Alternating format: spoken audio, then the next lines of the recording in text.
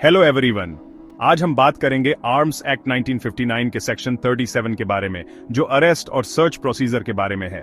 ये सेक्शन ये सुनिश्चित करता है कि ये सब सीआरपीसी के हिसाब से हो, मतलब सब कुछ कानून के हिसाब से हो और किसी के हक और अधिकारों का नुकसान ना हो। तो चलिए इसे समझते हैं।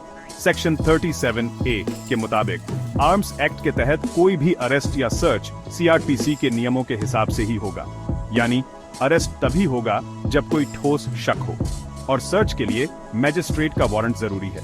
ये इसलिए ताकि कोई भी मनमानी ना हो और सब कुछ कानून के दायरे में रहे। मान लीजिए पुलिस को शक है कि किसी के पास बिना लाइसेंस का हथियार है, तो उन्हें सीआरपीसी के तहत सर्च वारंट लेना होगा। अगर सर्च में इलीगल हथियार मिलता है तो अरेस्ट हो सकता है। अब सेक्शन 37B उस स्थिति के बारे में है जब कोई आम आदमी, जो ना पुलिस है ना मैजिस्ट्रेट, किसी को अरेस्ट करे या हथियार गोला बारूद जब्त करे। ऐसे में उस आदमी को और जब्त की हुई चीजों को तुरंत नजदीकी पुलिस स्टेशन ले जाना होगा। इससे ये सुनिश्चित होता है कि पुलिस केस को आगे बढ़ाए और कानूनी कार्रवाई सही से हो। जब पुलिस अरेस्ट किए गए व्यक्ति और जब्त की गई चीजों को रिसीव करती है तो उनके पास दो रास्ते होते हैं। पहला, अगर वो व्यक्ति बॉन्ड साइन करके मैजिस्ट्रेट के सामने पेश होने का वादा करता है तो उसे छोड़ दिया जा सकता है। जब्त की गई चीजें कोर्ट की सुनवाई तक पुलिस के पास रहेंगी। दूसरा, अगर वो बॉन्ड साइन नहीं कर सकता या जमानत नहीं दे सकता तो उसे और जब्त की गई चीजों को तुरंत मैजिस्ट्रेट के सामने पेश किया जाएगा। इससे मैजिस्ट्रेट निगरानी रख सकते हैं और सही कार्रवाई कर सकते हैं। सेक्शन 37B ये भी कहता है कि अरेस्ट किए गए व्यक्ति और जब्त की गई चीजों को पुलिस और मैजिस्ट्रेट के सामने पेश करने में जरूरत से ज्यादा देरी नहीं होनी चाहिए। इससे किसी को भी बिना वजह ज्यादा देर तक हिरासत में नहीं रखा जा सकता और पुलिस को समय पर कार्रवाई करनी होती है। उदाहरण के लिए, अगर एयरपोर्ट सिक्योरिटी किसी को बिना लाइसेंस के गोला बारूद के साथ पकड़ता है तो उसे तुरंत नजदीकी पुलिस स्टेशन ले जाना होगा। फिर पुलिस को फौरन कार्रवाई करनी होगी। सेक्शन 37 को सेक्शन 35, 36 और 34 के साथ जोड़कर हथियारों से जुड़े अपराधों के लिए एक व्यवस्थित जांच और कानूनी प्रक्रिया सुनिश्चित की जाती है। सेक्शन 37 ये सुनिश्चित करता है कि आर्म्स एक्ट के तहत अरेस्ट और सर्च की प्रक्रिया निष्पक्ष और कानूनी हो, लोगों के अधिकारों की रक्षा हो और न्यायिक निगरानी बनी रहे। धारा 37 को समझने के लिए उदाहरण मान लीजिए कि एक ट्रक ड्राइवर को उसके ट्रक में छिपे हुए हथियारों का संदेह है। वह पुलिस को सूचित करता है और पुलिस अधिकारी ट्रक की तलाशी लेते हैं। यदि हथियार अवैध पाए जाते हैं तो पुलिस अधिकारी ड्राइवर को गिरफ्तार कर सकते हैं।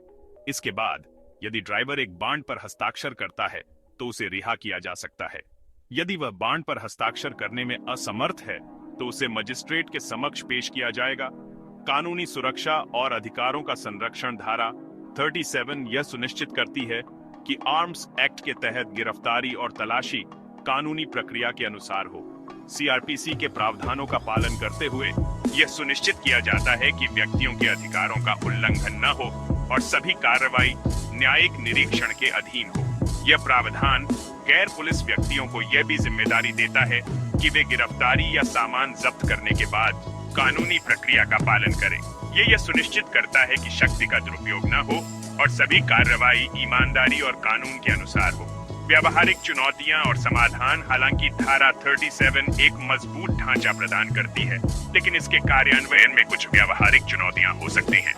उदाहरण के लिए, दूरस्थ क्षेत्रों में गिरफ्तार व्यक्तियों को मजिस्ट्रेट के समक्ष पेश करने में देरी हो सकती है। इसके अलावा गैर पुलिस व्यक्तियों को उनकी जिम्मेदारियों के बारे में जागरूक करने और प्रशिक्षित करने की आवश्यकता है। कानून प्रवर्तन एजेंसियों को कार्रवाई में शीघ्रता और व्यक्तिगत अधिकारों का सम्मान बनाए रखना होगा। गिरफ्तारी और तलाशी की उचित डॉक्यूमेंटेशन, समय सीमा का पालन और न्यायिक निरीक्षण इन चुनौतियों का समाधान कर सकते हैं। आर्म्स एक्ट 1959 की धारा 37 एक महत्वपूर्ण प्रावधान है जो गिरफ्तारी और तलाशी से संबंधित प्रक्रियाओं को न्याय संगत और कानूनी रूप से सुनिश्चित करती है। सीआरपीसी के साथ इसे जोड़कर यह प्रक्रिया में निष्पक्षता और जवाबदेही को प्राथमिकता देती है। इस प्रावधान का उद्देश्य यह है कि हथियारों और गोला बारूद से संबंधित अपराधों की जांच और कार्रवाई में न्यायिक प्रक्रिया का पालन हो और किसी भी व्यक्ति के अधिकारों का उल्लंघन न हो। धारा 37 अन्य प्रावधानों के साथ मिलकर यह सुनिश्चित करती है कि आर्म्स एक्ट का क्रियान्वयन प्रभावी और न्याय संगत हो। तो अगली बार जब आप आर्म्स एक्ट के बारे में सुने तो याद रखें कि ये चीजों को कानून के दायरे में रखने के लिए बनाया गया है। बस आज के लिए इतना ही। अगर आपको ये वीडियो हेल्पफुल लगा तो लाइक और सब्सक्राइब करना ना भूलें। देखने के लिए धन्यवाद और जानकारी रखें।